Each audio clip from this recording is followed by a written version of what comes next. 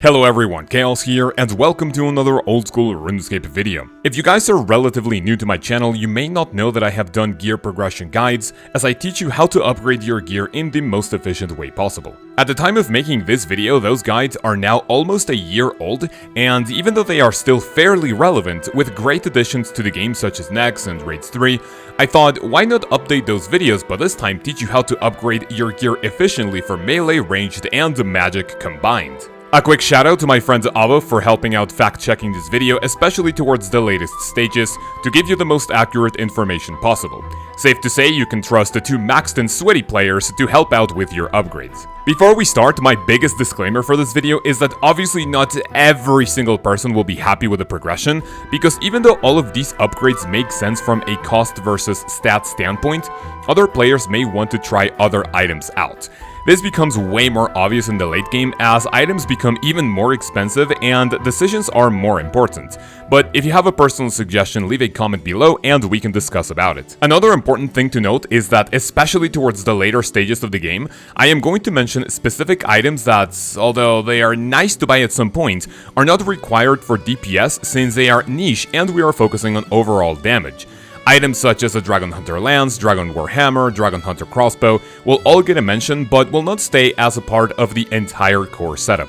Also, I am going to include Raids 3 items to give this video more longevity, and I will explain how we should judge these additions when it comes to investing into them whenever you reach the end game, but more about that towards the end of the video. If you guys enjoyed today's upload, a like and a subscription with notifications on would be greatly appreciated, and you can also join our amazing Discord server in the description down below. That being said, let's begin the absolute best gear progression guide for all combat styles combined. Now, unlike my previous videos, instead of starting at base level 40s, let's take a few steps back for our free-to-play brothers and sisters and begin from a fresh account. As we all know, free-to-play armor and weapons are not that complicated, so this will go rather quickly. I'm gonna start with magic, and we are going to grab a wizard hat, wizard robe top, Zamorak monk bottoms, any elemental staff of your choice, leather boots, any colored cape, leather vambraces, and an amulet of magic. I am going to leave this here for a while because, as depressing as it sounds, this is pretty much the best in slot magic gear in free-to-play with the exception of one item we will get later on. So if you're training magic through combat in free-to-play, this is as good as it gets. On a much less depressing note, if you are starting your melee training, grab a full set of iron armor and an iron scimitar. Only time I will mention this is that by full set I mean a full helmet, a plate body, plate legs or a plate skirt, and a kite shield. Finish that off with any colored cape, an amulet of strength, leather vambraces, and a pair of fighting or colored boots obtained through the stronghold of security. To some people that may sound dangerous, but don't worry, you'll be fine. Although, if you're a hardcore, I'll pretty much go ahead and skip over this one for now. For ranged, you're gonna grab a leather cowl, leather body, leather chaps, leather vambraces, leather boots, an amulet of power, any colored cape, and finally a normal shortbow with some iron arrows. Along with gear, I am also going to tell you what levels to grind out for all of these upgrades to be equipable as long as you have the cash for them, if you're an unrestricted account of course. In free-to-play especially, it doesn't really matter what you do in terms of levels, so just do what's fun for you and we will start being super efficient after membership. Final note, HP level doesn't matter until a few late game items, so it will stay at 1 for just a little bit. Our first upgrade will be after you hit level 5 attack, strength, and defense. And before anyone flames me for it, I know you don't need strength levels for a lot of weapons, but just try to level everything up evenly if you can. Anyway, you are going to upgrade your iron armor into steel armor, along with a steel scimitar, and at level 5 ranged you can upgrade to an oak shortbow and steel arrows, since our new weapon can fire better ammunition. We are going to bump up our melee levels to 10 for you to upgrade from steel all the way to black, grabbing a full set of black armor along with, you guessed it, a black scimitar. Kinda weird for Jagex to make black armor free to play and white armor members only, but hey, it's not my game, not my rules, just pointing it out. Anyway, nothing too interesting for 10 levels, and then you are going to hit level 20 attack, strength, and defense, going from black armor and a black scimitar to mithril armor and a mithril scimitar.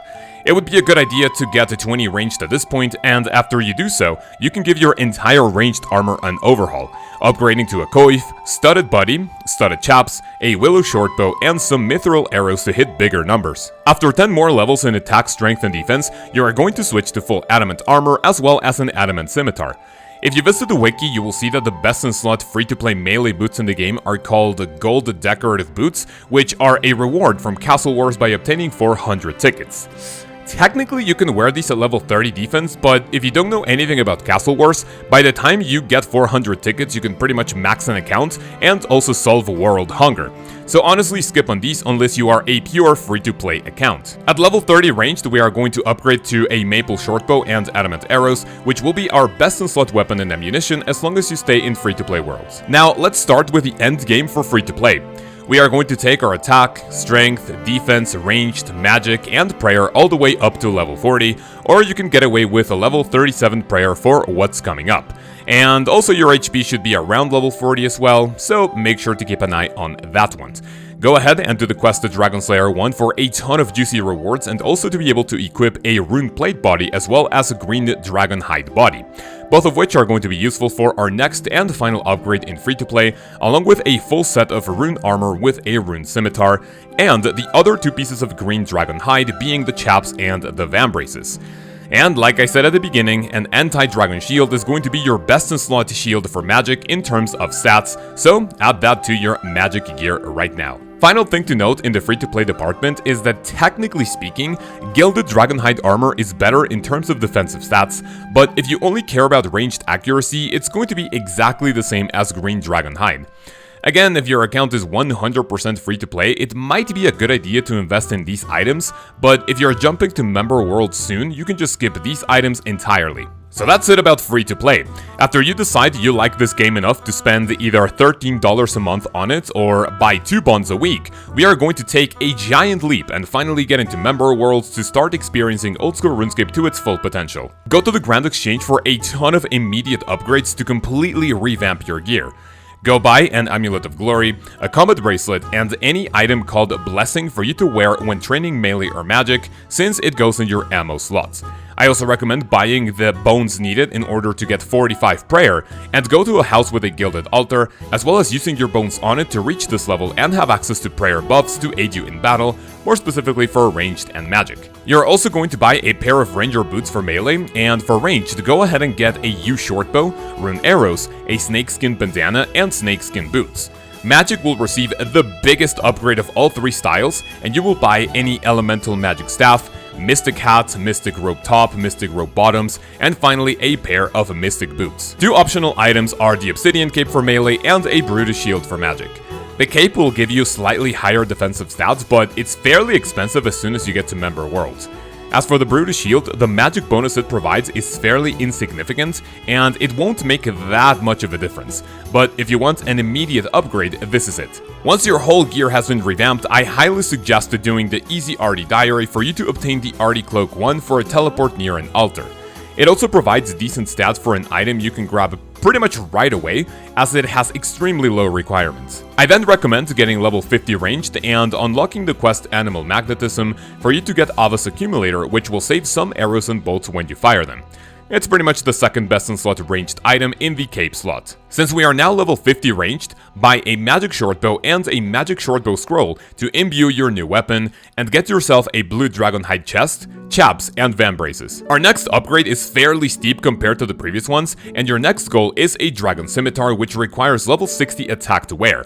So I recommend doing some early questing as well as Monkey Madness for a ton of melee experience, and if you're not level 60 attack and strength yet, train some Slayer until you achieve these levels to be able to wear it. If you followed my advice when it comes to Slayer, I'm pretty sure you won't have enough points for a Slayer helmet right now, but start saving up 400 points in order to unlock it and wear it whenever you are training Slayer through melee. Small note, it's much better to unlock superior monsters first with 100 points, but hey, I'm not your dad, use your points as you wish. And on the topic of quests, but also not required for damage, I recommend getting the Proselyte armor after completion of the Slug Menace quest. This provides amazing prayer bonuses and will make your prayer points last much longer if you are training Slayer or just to combat in general. Not necessarily a gear upgrade, but I recommend doing a quest called the Dwarf's Cannon to be able to buy one and passively train ranged this way. I will mention it later, but it would be a good idea to invest on it somewhere around here. We are now going to do a few quests, starting with everyone's favorite adventure, the Underground Pass.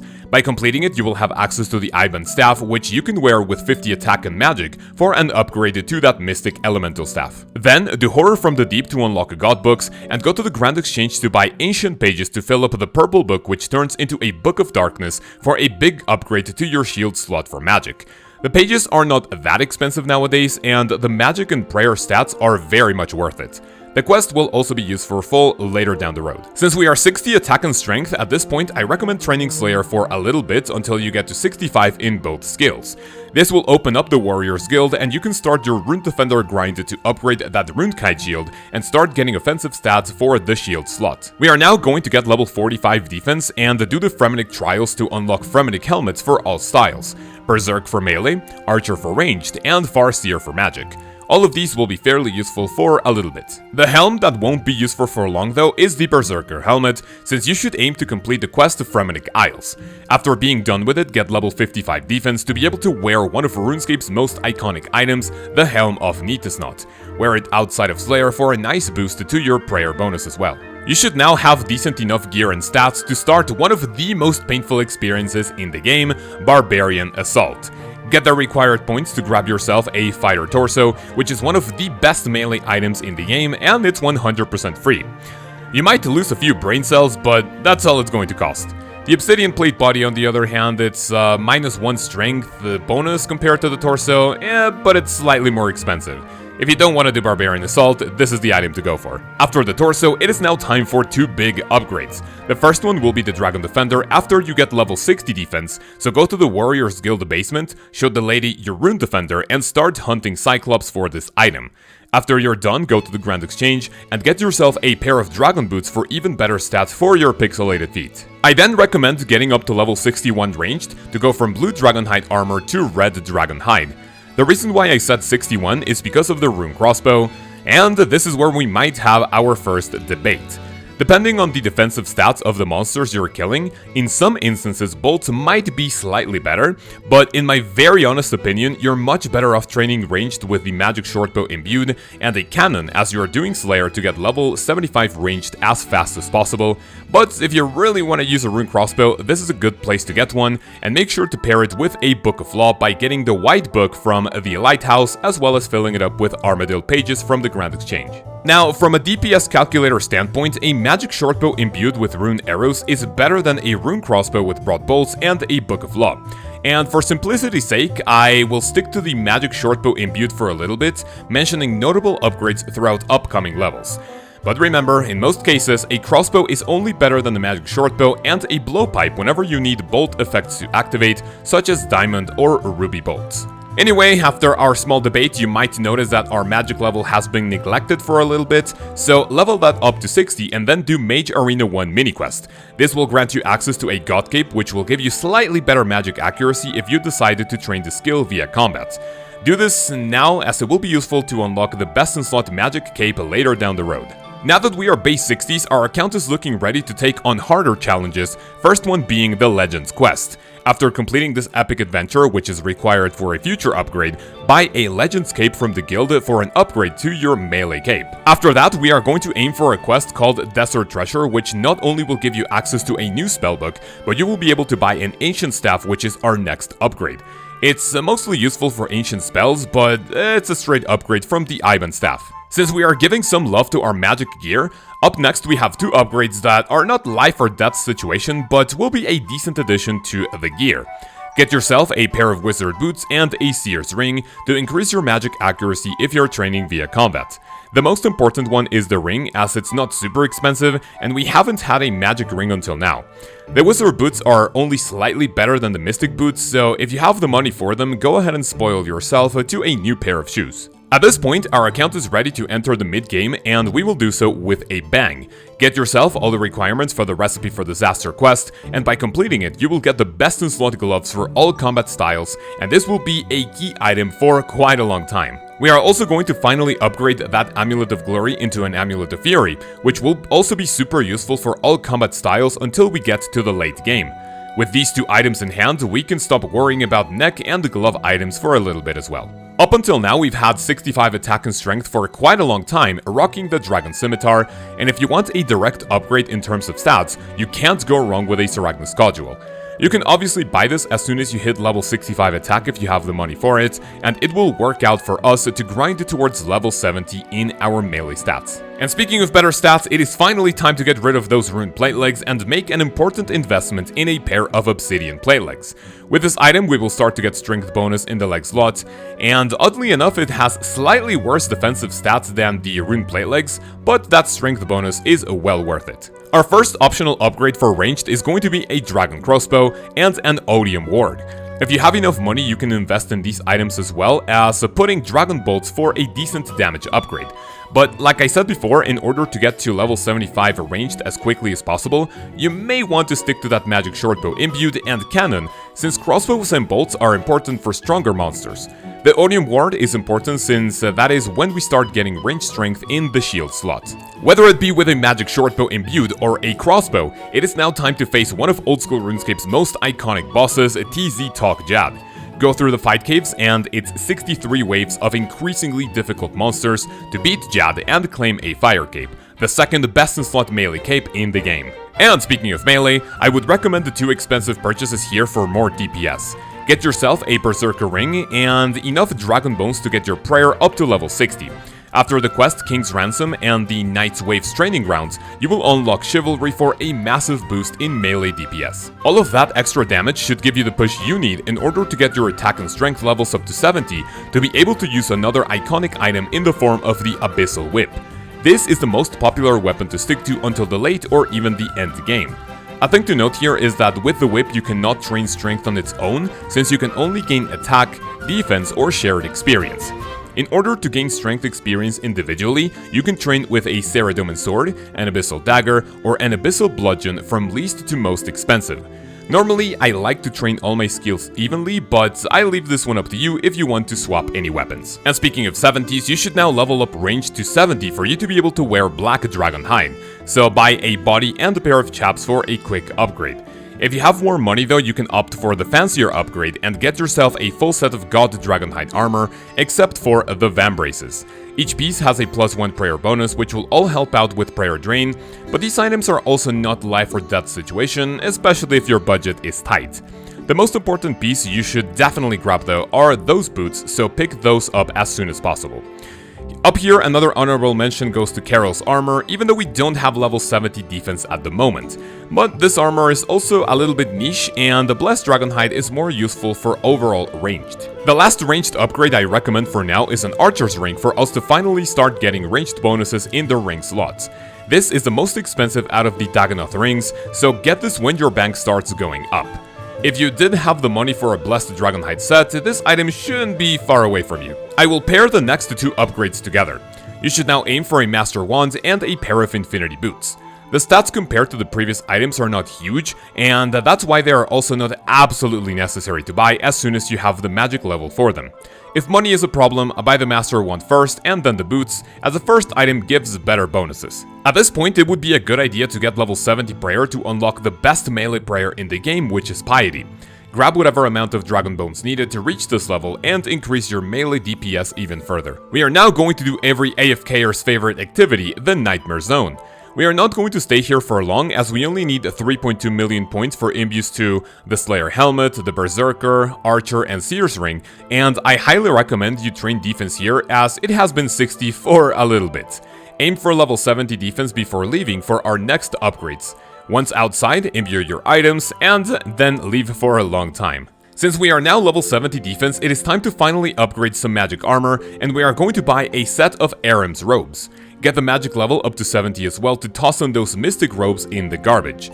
If training magic through Slayer, you should obviously swap the hood for your brand new Slayer helmet imbued. Along with Aram's robes, you should also buy an occult necklace, which is the best in slot magic necklace in the game for now.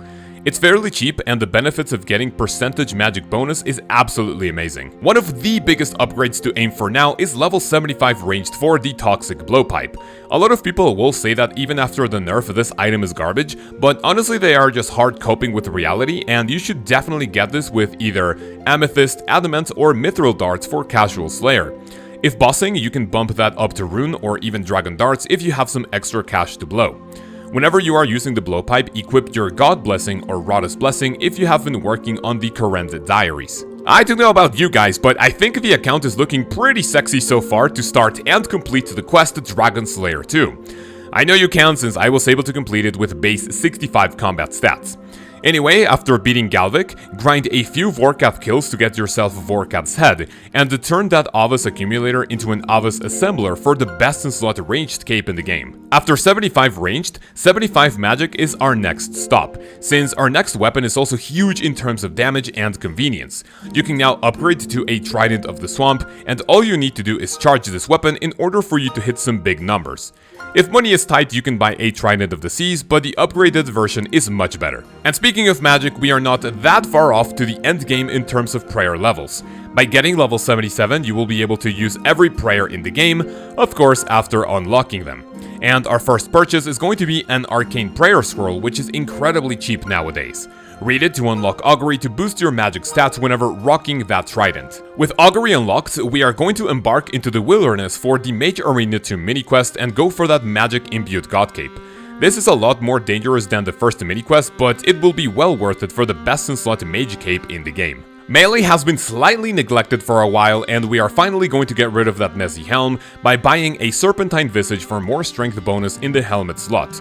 Make sure to get level 75 defense before doing so.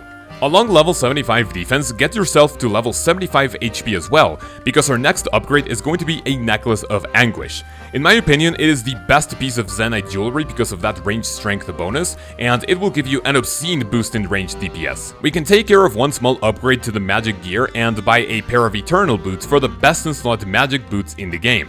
They are the cheapest out of all the Cerberus boots, so they go right here. I now recommend getting 80 attack and defense for you to be able to buy a pair of Ferocious gloves for the best melee gloves in old school RuneScape. Technically not needed, but nice to have as well, would also be level 80 strength at this point. Technically speaking, if you have these levels, you should also have level 100 combats, although not exactly because combat levels are a little weird. Anyway, when you achieve this, it would be a good idea to grind the Void Armor with all the helmets, and if you don't want to go to Pest Control ever again, do the Hard Western Diary and get a few more points for Elite Void, since it will be super helpful for some activities later on. Our final prayer purchase will be a Dexterous Prayer Scroll to unlock Rigor.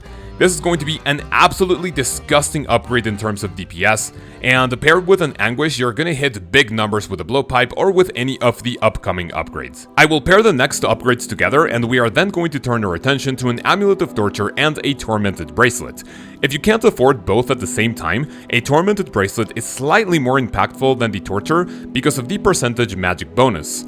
Although this will pretty much depend on what style you use more often. If melee is your preferred style, go for the Torture first. If you want slightly more magic accuracy, it would be a good time to invest in a Mage's Book.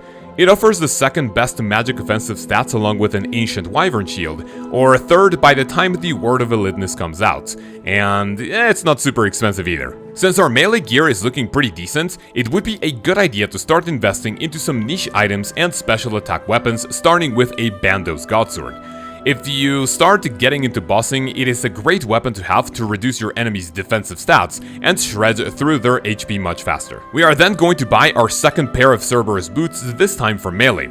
Get yourself a pair of Primordial boots for the best in slot melee boots in the game, and stop investing in our feet for now. Also for melee, we are then going to upgrade that Serpentine Visage into a Need Does Not Face Guard, of course after completion of the Fremennik Exiles quest.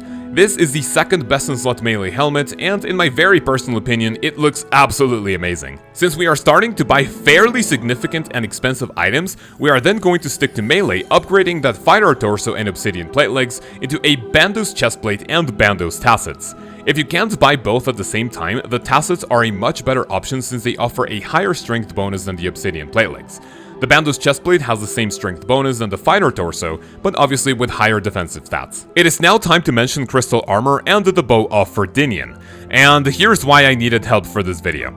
I don't have these items, and I personally haven't tested how great they are, but very credible sources tell me the following. Crystal Armor is fairly niche in itself because it's only better than other options at some bosses. It is not best in slot at every single monster encounter, and in order to upgrade the bow, you will need to spend quite a bit of cash. This is a great upgrade mostly for Ironmen who don't have a Twisted Bow yet, and it actually does pretty decent overall. If you want to try these items, I would put them here, but our next upgrade is not that far off, so I would suggest holding onto your GP. Since we are starting to get pretty chunky, this would be a good place to get a few more special attack and niche weapons specifically for higher level bossing. Get a Dragon War Hammer, a Dragon Hunter Crossbow, and a Dragon Hunter Lance in any order depending on what content you enjoy doing the most, either melee or ranged. If you go for a Dragon Hunter Crossbow, remember to upgrade that Odium Ward into either a Dragonfire Ward or a Twisted Buckler for your shield slot. We are then going to invest in our melee weapon, and instead of giving you an option between a Rapier, a Blade of Seldor, and an Inquisitor's Mace like my previous melee gear video, I will instead tell you to stick to a Rapier or even a Tentacle Whip if you don't have a ton of money. The reason behind this is that an enhanced crystal weapon seed is much better as a BOFA, and the mace is useful mostly alongside Inquisitor armor, which honestly is only useful in like 3 places in the game. If you need weapons with specific offensive styles, you can try them out, but generally the Rapier will be the best option, and well, is the cheapest one out of all 3 of them as of making this video. I will give an honorable mention to 2 magic weapons, and it's because for general combat, a trident is still slightly better overall. You can get either a Kodai Wand for unlimited water runes, or a Nightmare Staff which has the same 15% magic damage bonus, and it's much cheaper. These are also fairly niche if you're doing specific activities in the game like the Inferno or barraging Slayer tasks. The final pair of Cerberus boots are going to be the Pegations, and they go right here because, well, they are way too expensive for what they do. The price of Ranger boots right now is astronomical, so it makes sense that these items cost a fortune as well. Our last upgrade for magic armor is going to be full ancestral, and I know some of you are going to be flipping out because I put this before Armadillo, but we will get into that in a little bit. This is the only magic armor which gives percentage magic bonus, and even though the price is fairly high, it is well worth it because of the increase in DPS. If you can't buy the entire set, it would be efficient to buy the robe bottoms first, then the top, and finally the hat. Now we jump into Armadillo, and if you look at the stats between Armadillo and Blessed Dragonhide, quite honestly, it's not that much of a difference. Because of this, it is slightly more efficient to be able to buy Ancestral first, but if you use range to more than magic for combat, you can go for this upgrade first and then go for Ancestral. Again, if you can't afford the full set in one go, buying the chest plate, chest skirt, and then the helmet in that order will be the way to go. Up next, I recommend buying an Imbued Heart to boost your magic level every now and then. This is also a niche item, and it's not absolutely necessary if you don't have that much cash, but for high-level PVMing though, this item becomes essential for magic. Also for magic, we have an Arcane Spirit Shield, and at the moment of making this video, it is the best in slot magic shield for the game before the release of Raids 3. I will mention the Word of Elidness in a little bit, but with all these magic items, our setup is looking quite insane except for one more item coming up that might be fairly niche in some situations. Now, if you're looking like this, you have pretty much 0 excuses to get the Elite Current Diary done. And obviously get your hands on the Rada's Blessing 4, which is the best blessing in the game for all styles, except of course if you're using a bow or a crossbow for ranged. Now, here's where things start getting a little crazy and where some people could potentially disagree with this video. Up next, I recommend a Twisted Bow because, unlike some weapons coming up, this is the most powerful niche item of them all. With a price of above 1 billion GPS of the time of making this video, this weapon will prove its worth in many areas of the game. If the price tag intimidates you, let's look at some other good items, and you can skip this one for now. Since we are pretty much at the end game for ranged, the last item we are going to buy are a pair of Zerite Vambraces. If you were able to afford a Twisted Bow, honestly, this shouldn't be that much of a problem, and the price tag is well worth it for the best in slot ranged gloves in the game. Since they were recently added, it will be a long time for a better item to see the light of day, so don't worry about this investment for now. After getting a Twisted Bow, it would be a good idea to start mentally preparing for the Inferno, and our next upgrade is going to be an Infernal Cape. Like I said in my previous video, I don't need to go into detail as to how difficult this challenge is, so gather your supplies and go for the best melee cape in the game. Extra tip, I have an Inferno guide video on my channel if you guys want to check that out too. Right after that, I recommend investing in a permanent item in the form of an Avernic Defender. Some people may disagree with this one since it sounds more efficient than previous upgrades, but compared to the Dragon Defender, it's not as big of an upgrade as other items we have seen thus far. You also have to take into account that once attached to your Dragon Defender, you cannot get the health back, and all that money will be gone for good. Our final magic upgrade for now is going to be a Sanguine SD Staff. This works like a trident, but the charges will be more expensive. This is well worth it though, because even if it has identical stats to the trident, it has a passive effect that will heal you every now and then.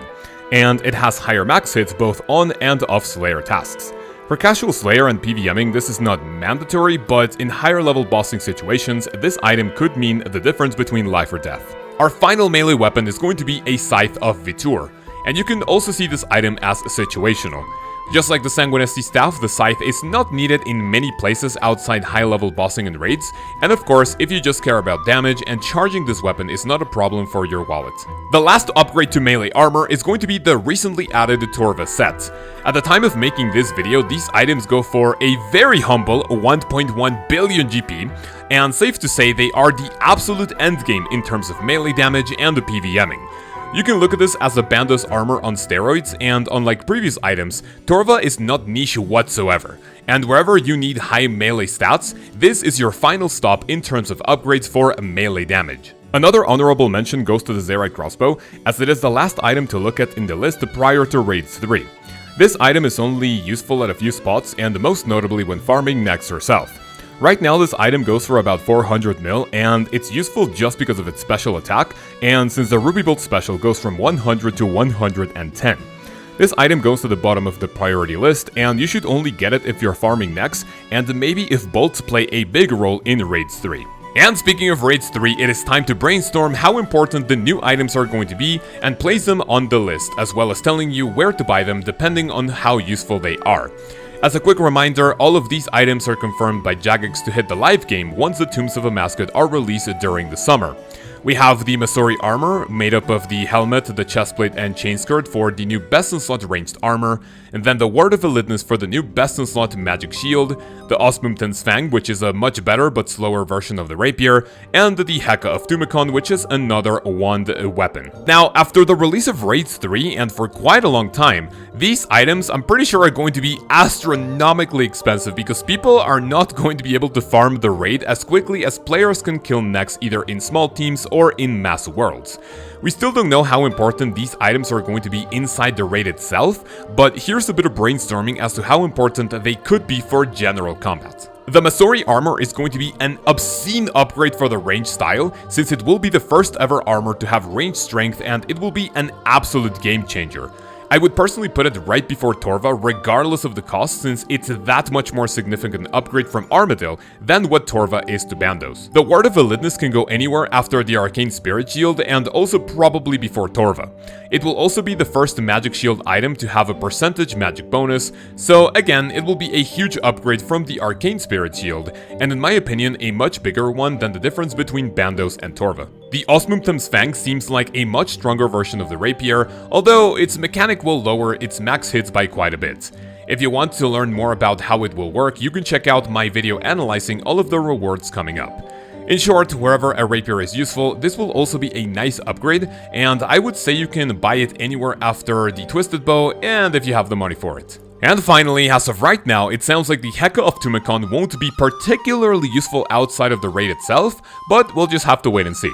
Its special mechanics, according to what spellbook you're using, sound way too niche for it to be useful in things like Casual Slayer, PvMing, and even the Theater of Blood, and to be quite honest, Chambers sounds like the only place where it could be useful because of the additional effects to monsters and your allies.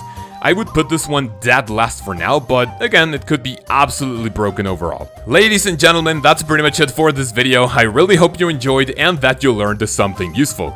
If you made it this far, tell me what your favorite combat item is in Old School RuneScape along with your username, and I will choose a random comment on Friday for you to win a bond.